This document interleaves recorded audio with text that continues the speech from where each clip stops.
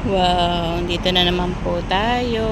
Yan, yung artificial lake na ginawa nila. So, may fountain doon pagkagabi noon. Yan. So, dito, yan yung train. Yan. Yan yung metro train. So, wait lang tayo. At, wait natin yung mga kasama natin. Okay, napakaganda, diba?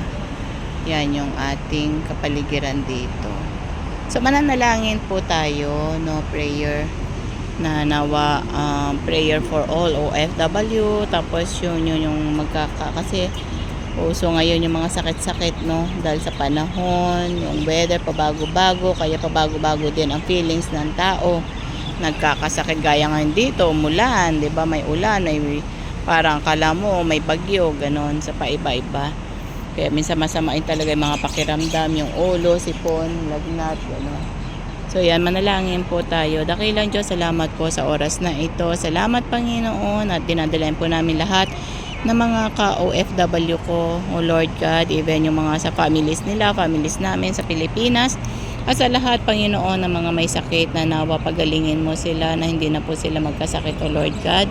At ganoon din po na ikaw ang aming healer, Panginoon. Lord, tulungan mo ang bawat isa at gumalaw ka, Panginoon Diyos. Ganon din po, Panginoon, nanawa na i-acknowledge nila na ikaw ang Diyos at kailangan nila, Panginoon. Salamat dakilang Diyos, napakabuti mo at salamat, O Lord God, dahil patuloy na nandyan ka at patuloy, as you said in your words, na call unto me and I will answer you, O Lord God. Thank you very much, O Lord God, and thank you dahil patuloy, Panginoon, ang iyong pagpapala at blessing sa bawat isa.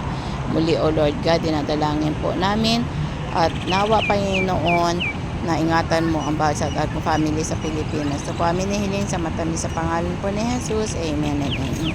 So muli po, shalom shalom. May the Lord God bless you and bye for now.